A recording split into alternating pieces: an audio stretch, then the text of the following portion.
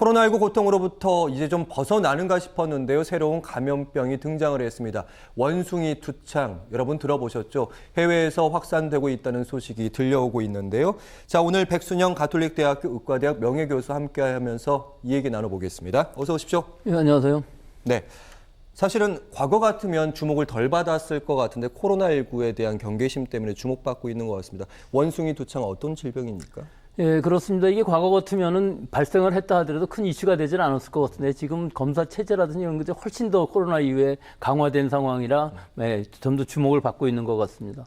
5월 초에 영국에서 처음 발생했는데 지금 3주 정도 지난 오늘 현재 유럽, 미국, 중동 등에서 20개국 약 237명 정도가 발생한 상황이거든요.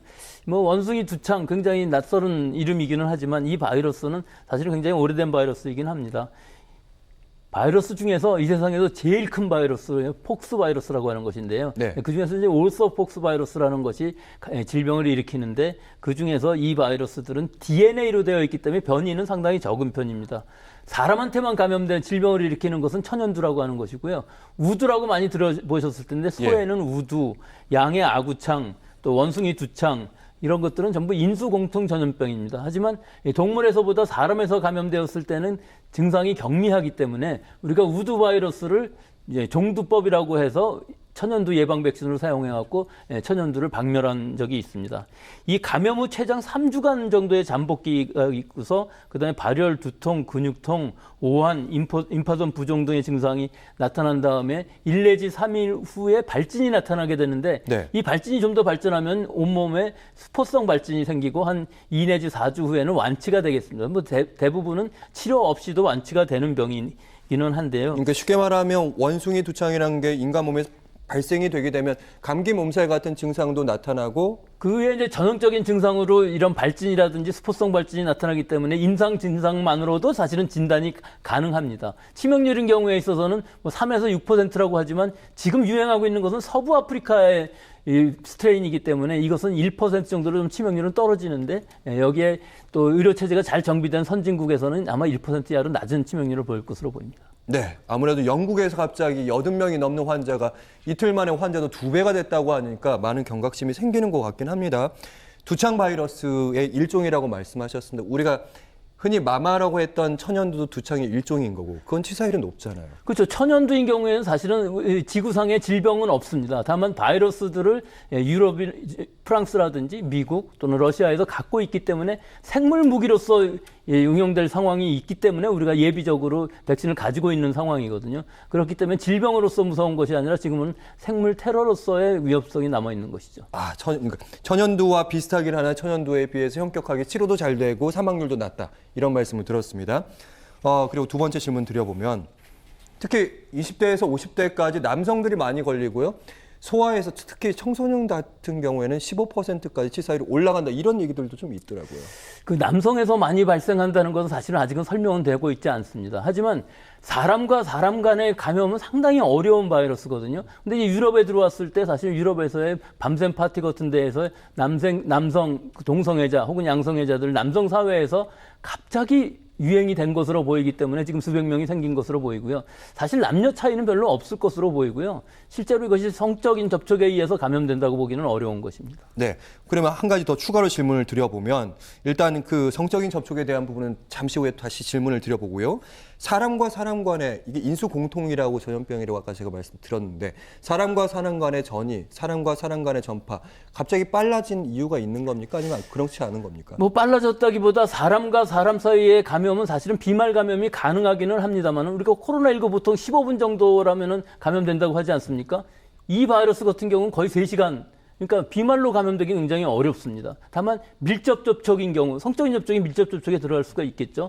밀접 접촉이 되어야만 감염이 되고 또 하나의 중요한 루트로서는 사실은 직접 접촉 이외에도 물건에 의한 간접 접촉도 가능합니다. 근데 대부분 또 동물이 감염되었을 경우 동물에 우리가 섭취를 한다든지 접촉을 했을 경우 감염이 가능하기 때문에 마스크 쓰기, 손 씻기 등으로 충분히 예방은 가능하다고 볼 수 있습니다. 지금 저희가 마스크를 잘 쓰고 있고 실내 마스크는 의무이기 때문에 그런 부분에선 어떻게 보면 마지막으로 최종적인 얘기이긴 한데 크게 걱정할 정도의 상황은 아니다.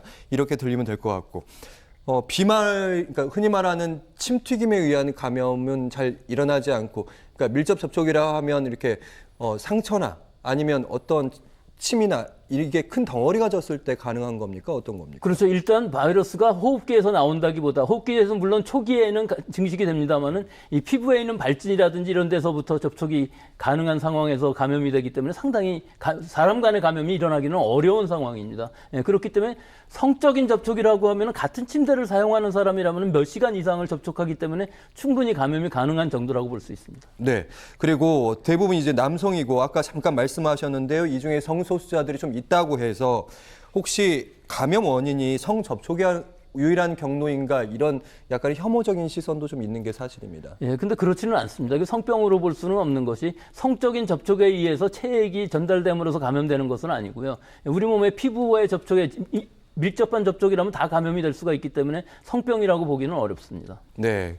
그러니까 흔히 말하면 점막을 통해서 감염이 된다는 말은 어떤 얘기입니까? 예, 점막을 통해서 감염된다는 얘기는 점막에 바이러스가 투입이 된다는 얘기를 뜻하는 것인데 그 성적인 접촉에 의한 것이 아니더라도 우리의 호흡기라든지 혹은 피부를 통해서도 피부의 상처를 통해서도 충분히 감염될 수 있기 때문에 성병으로 보기는 어렵다는 것이죠. 네, 알겠습니다.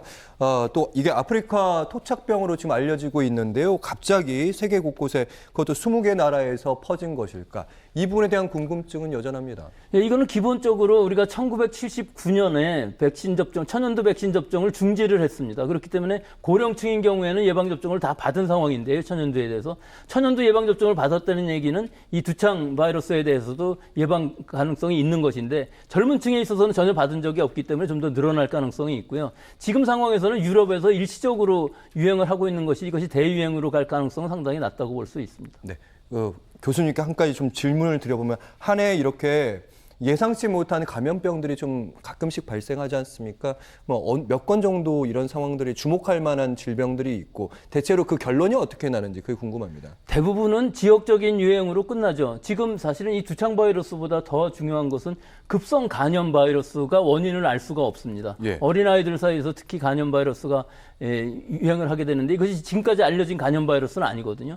일부 아데노 바이러스가 감염되었을 가능성이 있는데 또 코로나 바이러스도 관련될 가능성이 있습니다. 그래서 이런 여러 가지 알 수 없는 질병들이 발생을 하긴 하지만 이게 코로나처럼 팬데믹이 된 가능성은 거의 없는 것이기 때문에 지금으로서는 아직은 크게 걱정할 필요는 없다고 봅니다. 네, 계속해서 유의하고 주의하고 이렇게 바라봐야 된다 이런 말씀입니다. 그럼에도 불구하고 19개 나라에서 발생했다고 하고 질병의 또 발생 현황을 보니까요. 수포가 형성되는 부분이 좀 약간 어떻게 보면 좀 불쾌한 장면도 느낄 수 있었다. 이런 반응들도 좀 있는데 뉴스에 연일 나오다 보니까 혹시 제2의 코로나가 되는 거 아니냐 이런 지적은 분명히 있습니다. 예, 그럴 가능성은 거의 없는 것이 이것이 DNA 바이러스이기 때문에 변이가 안 되고요. 변이가 굉장히 드뭅니다. 게다가 전파력이 굉장히 약한 데다가 지금 우리가 천연두에 대한 백신 또 일부 진네오스라는 이 백신은 사실은 원숭이 두창에도 듣는 것으로 되어 있기 때문에 예방뿐만 아니라 어느 정도 치료, 접촉 후 4일 이내에 치료도 가능한 것이기 때문에 확산을 막을 수가 있습니다. 그렇기 때문에 지금 이 원숭이 두창 바이러스가 이 팬데믹 혹은 에피데믹, 지역적인 유행이요. 예. 지역적인 유행까지도 가지 않을 가능성이 굉장히 높고 이 정도에서 아마 통제가 충분히 가능할 것으로 보입니다. 네, 백 교수님 말씀드리면 크게 걱정할 필요까지 없다. 마스크도 잘 쓰고 있기 때문에 이런 말씀 드리고 있는데 예방 백신과 치료제에 대한 얘기도 계속해서 나오고 있습니다. 치료제 충분히 치료된다고 말씀하셨고 자연 치료도 된다고 말씀하셨습니다. 예, 치료제인 경우에 있어서는 사실은 이 원숭이 두창 치료제로 개발되어 있는 것은 승인되어 있는 것은 테코빌리마트라는 것 한 가지 정도인데요. 나머지는 천연두에 대한 치료제이기 때문에 그것들도 사용을 할 수 있습니다만 승인된 것은 이거 한 가지고요.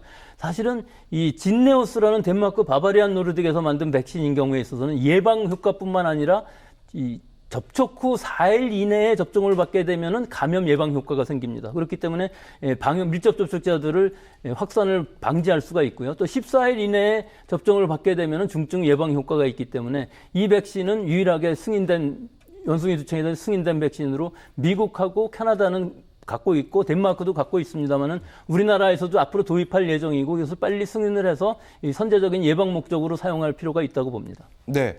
그리고 우리 방역 당국이 비축이 된 두창 백신이 있지만 이 부분이 생물 테러 같은 공중보건 비상 상황에서 쓸 수 있다. 그러니까 3,500만 도즈의 백신이 있다는 거잖아요. 이 3,500만 도즈는 사실은 생물 테러에 대비한 그 천연두의 생물 테러를 대비하기 위해서 비축해 둔 것으로서 이 원숭이 두창에는 쓸 수가 없습니다. 승인된 것이 없기 때문에 이것을 일반적으로 쓸 수가 없고 일반적으로 쓴다고 하더라도 여러 가지 부작용 사례라든지 이런 것들 때문에 사용하기는 굉장히 어려운 상황이라서 특수한 상황이 아니면 이것은 지금으로서는 사용할 수 없는, 즉 원숭이 두창에는 승인을 받지 않았기 때문에 사용 자체가 불가능한 상황입니다. 네, 그렇습니다. 그리고 당장 우리 당국이 특히 해외에서 입국하는 사람들에 대한 방역을, 검역을 좀 강화하겠다 이렇게 얘기는 하고 있습니다. 근데 대체로 PCR 검사를 하는 것은 아닐 거고요. 아마 설문지 조사를 통해서 할 수 있을 건데 발열 아니면 포진 요 정도 체크하지 않겠습니까? 일단은 증상이 나타났을 경우 그런데요. 문제는 잠복기가 상당히 길어서 한 3주 정도 된다는 것이기 때문에 입국 시에 발열이 없더라도 3주간 증상을 잘 관찰을 해서 만약에 그런 증상이 나타난다면 바로 방역당국 1339에 연락을 하셔서 진단을 받고 또 그 확진자가 나왔다 그러면 역학조사를 철저히 해서 아까 말씀드린 진네오스 같은 것들을 빨리 도입을 해서 확산 방지 목적으로 접종을 할 필요가 있다고 생각합니다. 네, 다음 질문은요. 음모론에 대한 말씀을 좀 드려볼까 하는데 코로나19가 이렇게 확산되면서 중국의 한 실험실에서 이게 나온 것이 아니냐 이런 음모론이 있긴 했습니다. 아직까지 진위도 뭐 논의되지는 않았지만 근거도 없었기 때문에 제가 음모론이라고 표현을 했는데 혹시 이것도 아무래도 천연두랑 좀 관련이 있으니까 그 실험실에 유출된 거 아니냐 음모론 어떻게 보십니까? 이게 뭐 실험실에 유출됐다고 볼 수가 없는 것이 전 세계적으로 발생한 적이 있었거든요. 2003년에 미국에서도 이미 한 70명 정도가 감염된 가나로부터 수입된 애완용 다람쥐에 의해서 집단 발생이 된 적이 있었습니다. 그리고 전 세계적으로도 사실은 간간이 특히 설치류들, 물론 동물이지만 설치류들이 많이 갖고 있기 때문에 이런 감염 경로를 통해서 발생한 적이 있었기 때문에 이것이 음모론으로서 실험실에서 만들어졌다고 볼 수는 없는 것이죠. 예. 네. 그리고 이 질문은 혹시라도 이제 해외에 입국하시거나 아니면 해외로 나가실 분들에 대한 걱정도 좀 있을 것 같긴 합니다. 나가시거나 들어올 때 어떤 점을 좀 주의를 해야 될까요? 예, 일단 우리가 잘 하고 있는 마스크 쓰기를 잘 하시고요, 해외에서. 또 특히 손을 통해서 감염되는 밀접 접촉 감염이 많기 때문에 손 씻기 잘 하시고 또 입국하시면서 이 진단 검사는 물론 하지는 않습니다만 증상이 나타난다면은 바로 방역당국에 연락을 해갖고 진단검사를 받으시는 게 좋은데 특히 해외에서의 야생동물의 섭취라든지 접촉을 굉장히 조심하셔야 되고 그 현지인들하고의 접촉도 가능한 한 밀접 접촉이 되지 않게끔 그냥 캐주얼한 접촉은 전혀 상관이 없습니다만 밀접 접촉은 자제하는 것이 좋겠습니다. 마지막 한 1분 정도 저희가 좀 시간이 있는데요. 이 질문 좀 드려볼게요. 요즘에 그 방역당국뿐만 아니라 미국에서 WHO도 마찬가지 여름에 혹시 코로나19가 다시 재확산되는 거 아니야? 지금 4차 백신도 우리가 충분히 맞고 있지 않기 때문에요. 지금 여러 가지 정황으로 보면은 이 재유행이라는 개념은 사실은 큰 유행이 아니라 지금 우리가 한 2만 명 정도 수준에서 발생을 하고 있는데 4, 5만 명 정도를 넘어가지 않는 수준에서 등락이 있을 것으로 보이고 재유행이 된다 그러면 아마 늦가을이나 초겨울 정도에 어느 정도 확산이 있을 것은 예상은 됩니다만은 그렇게 대단한 유행은 아닐 것으로 예상합니다. 네, 알겠습니다. 원숭이 두창도 크게 두려워할 필요 없다. 경계심을 갖긴 하되 공포심을 가진 필요도 없다. 이 말씀 정리하겠습니다. 백순영 가톨릭대학교 의과대학 명예교수와 함께했습니다. 고맙습니다.